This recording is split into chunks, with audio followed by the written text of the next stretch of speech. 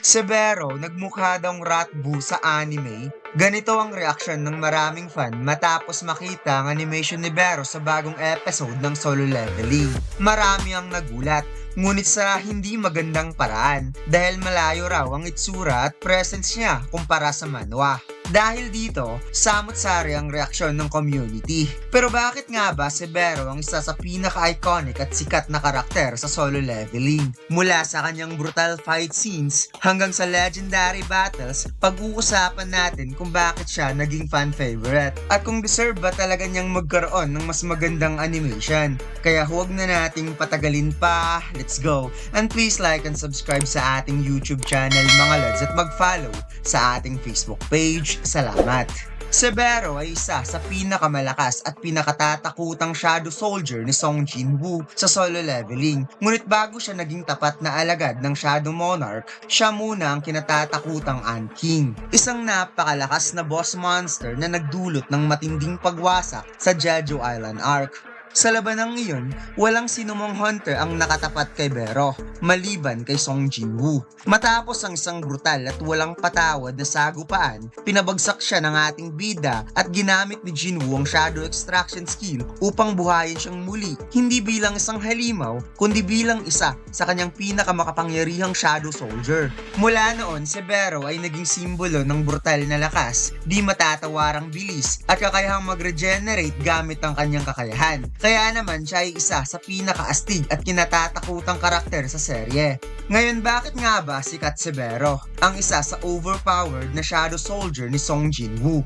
Sa dami ng Shadow Summons ni Song Jinwoo, bakit si Vero ang isa sa pinakapaborito ng mga fans? Simple lang, siya ay isang overpowered na halimaw, may brutal na estilo ng pakikipaglaban at may kakaibang karisma na bihirang makita sa isang Shadow Soldier. Una, isa siyang halimaw na wala kang kalaban-laban. Mula nang ma-reanimate siya bilang Shadow Soldier, si Vero na ang isa sa pinakamalakas na sundalo ni Song Jinwoo. Sa kanyang pambihirang lakas, bilis at regeneration, halos walang kalaban ang makasabay sa kanya. Ang bawat galaw niya ay punong-puno ng puwersa at pangingibabaw, kaya hindi nakapagtataka na siya ang isa sa pinaka-kinatatakutang Shadow Soldier. Pangalawa, isa siyang sadistikong halimaw. Hindi lang basta malakas si Vero, brutal at sadistiko pa siyang lumaban. Hindi lang niya basta-basta tinatalo ang kalaban, kundi pinaglalaruan niya pa ito bago durugin ng buo at minsan pupugutan niya ng ulo.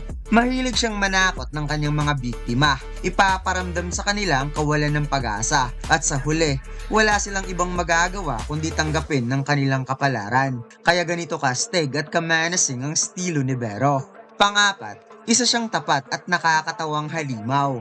Sa kabila ng kanyang pagiging isang napakalupit na mandirigma, may comedic side din itong si Vero.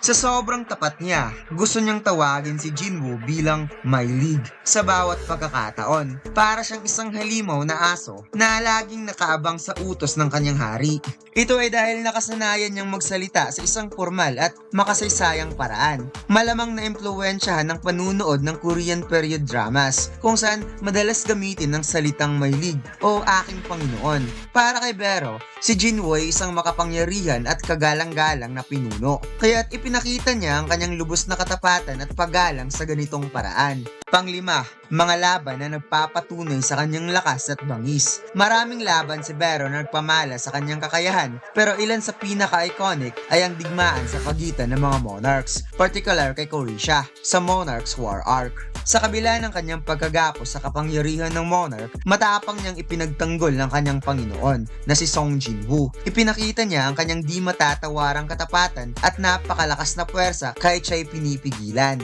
Laban sa isang makapangyarihang kalaban, humarap si Vero kay Korisha, isa sa tatlong pinakamalakas na monarch. Ipinakita niya ang kanyang kakayahang lumaban sa isang napakalaking banta. Hindi natitinag ang katapatan ni Vero kahit nakagapos. Walang pag-aalinlangan na inatake ni Vero ang monarch upang protektahan si Jinwoo na siyang nagpapatunay sa kanyang tapat at wagas na debosyon sa kanyang Panginoon. Ang pang-anim na dahilan kung bakit napakasikat ni Vero ay ang menacing manhwa design, ang mukhang nagbigay ng bangungot sa mga fans. Sa Solo Leveling manhwa, napaka-menacing ng hitsura ni Vero. Matutulis ang kanyang mga galamay, detalyado ang kanyang insect-like armor, at kitang-kita sa kanyang katawan ang nakamamatay na aura. Isa ito sa dahilan kung bakit maraming fans ang nahumaling sa kanya. Pero sa anime adaptation, nasaan ang Bero na ito? Ito ang dahilan kung bakit maraming fans ang nadismaya. Hindi nila naramdaman ang parehong aura at pagiging menacing ni Bero sa animation. Nakita na agad ng mga fans sa trailer pa lang ang malaking kaibahan ng anime at manhwa, kaya't bumaha ang samot-saring komento. Marami ang natuwa, pero marami din ang nadismaya sa hitsura ni Bero sa kanyang unang paglitaw sa anime. Isa na nga dito ang nagmukha daw rat boo si Bero sa anime. Medyo harsh ang post na ito. Kung sino ka man, sumobra ka ata.